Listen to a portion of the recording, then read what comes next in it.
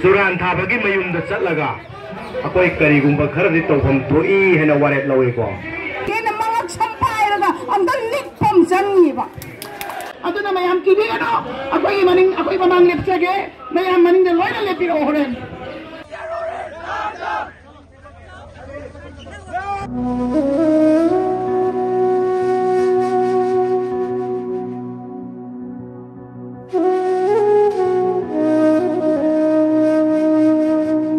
Masih koi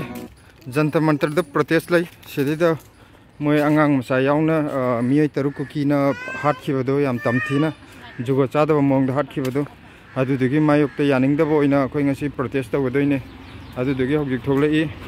sidai da silaga thoi thoi ga jula e sida pali pambi jong yong ja ki type ta si yong cha ori ga am kana ne hojik chat ka doriba kaino je protest da bo mafam ji ju metro station net makong de ne bo Patel chok to kumdara ga dum laire adu na sathok chasingi da mukta di yamna na tai chare hai tare yam nungai ra mafam je che choi choi ju sat kan ye na am harau na lai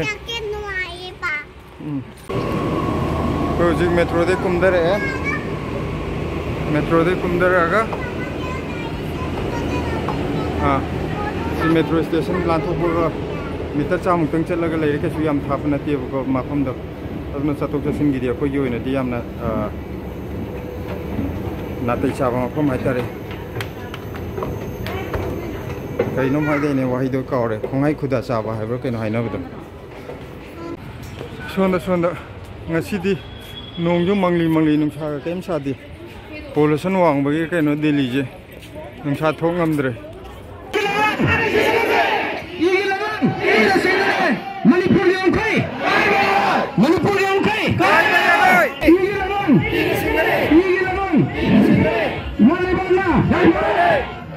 saram chatraba kanguna tawgadaba pikliba ngam tha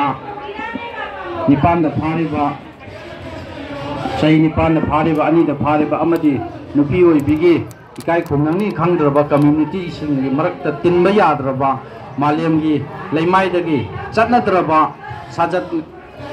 nichat khangdraba kangu singsina yam tamthina apigirba akoi gi iraicha tarukki mafamda ikai khumnaba amadi atma bo santi oina leinaba mayam punna hogatlaga minute amatang akoi puruminase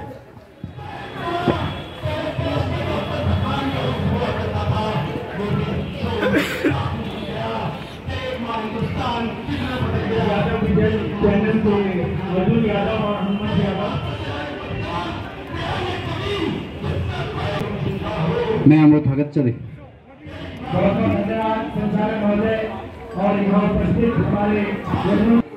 लाम थेंगा नंगसी इपा इपु सिंसिना कोइगी ngangkhai ngaaga adumaina thambina ngangkhai singsigo ngasi masigi mathakta landarakani hairiba kangu punamak se masia koina karmaina thengnagani ahamba muktada khoi leiriba sarkar sina thengnagadabani because they are not satisfied with the work they are doing right now. Aduna makoina tawribadu yaninde haibagi nabuka akoina laka sindagi ngakosana laye ado taragani if they are so weak makoisa adoki maki sola gadi dokiro makoi lona resign tawiro all the ministers all the MLAs even the chief minister of Manipur should resign now.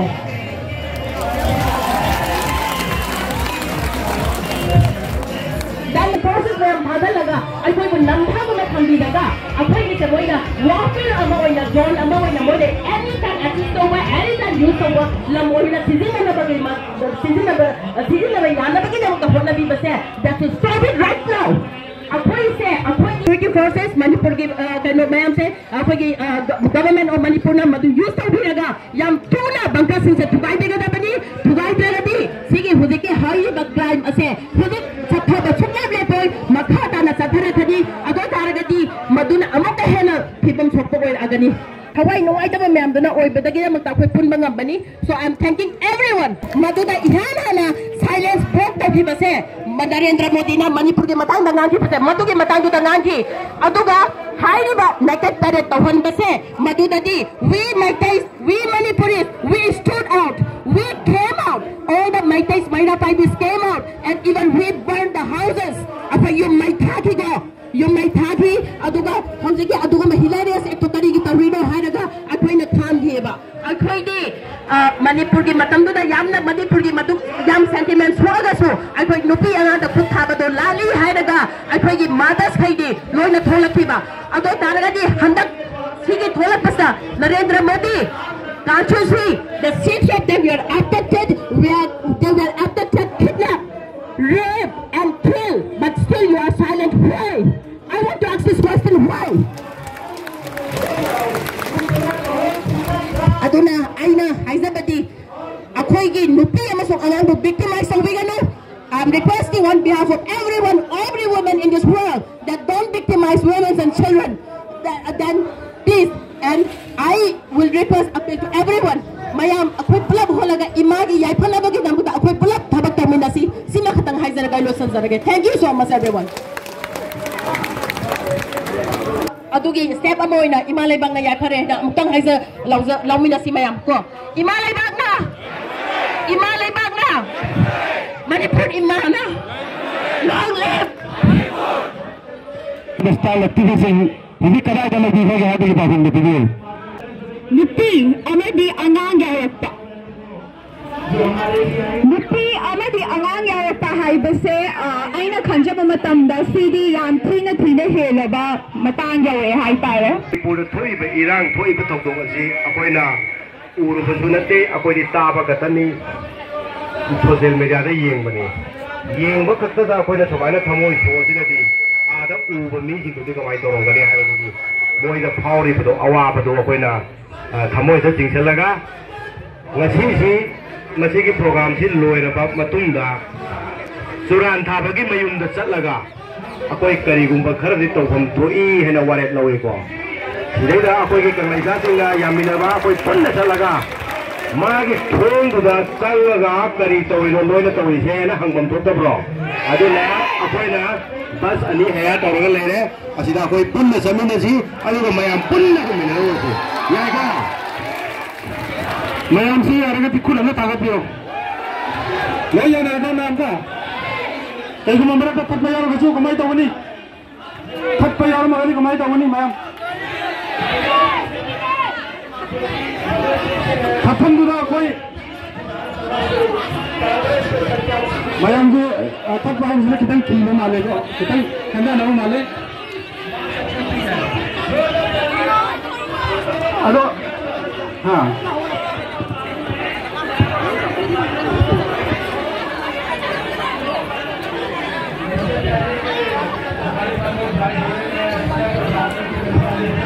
Ma'am अकोई मकोट चिंग देगे अकोई ना चिक मकोट चिंग देगे इचा ma'am मनिंग दे लेती रहो अकोई कनोनी मैतेई मसाने को मैतेई मसाने को अकोई मैतेई मसाने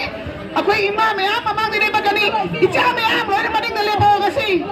आई but mister कनोनी तौसी अकोई नरang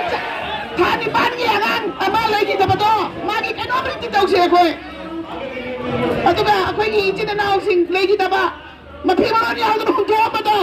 अतुगी कनो मति तौसे गसी अखोई सिदगी है ना अखोई करी नुवाई दबा लेगे लेत्रे करिन भो अतुना मयाम किबी गनो अखोई मनिंग अखोई ममांग लेपचगे मयाम मनिंग दे लोइना लेपिरो होरेन ngarang akhoi pharaga su phara sanu haiduna akhoi chalure gasi icha mayamga akhoi pulak akhoi imanabi mayam su yaure adagi di akhoi ahal amar angang nupi amata khatana gasi di akhoi gi stand na mo ulura si mayam gasi amok satmina rura si mayam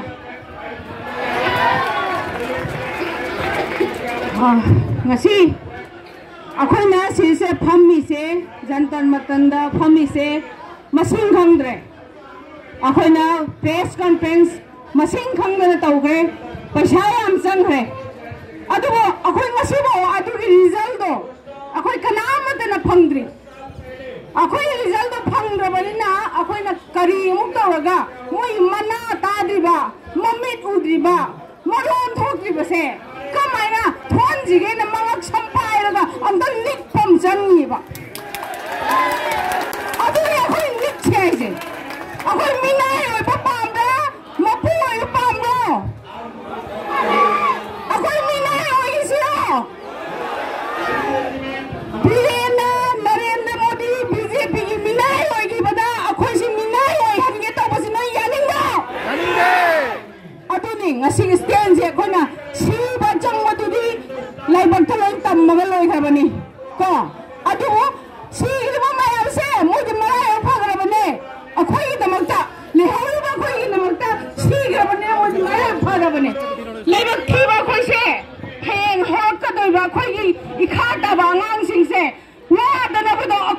थवाई दो थादो पता बने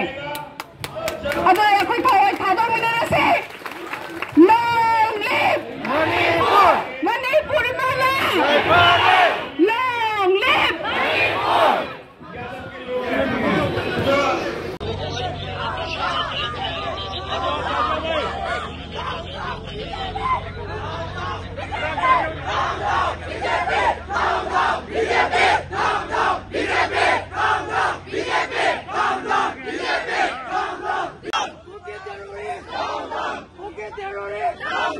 We want justice! We want justice!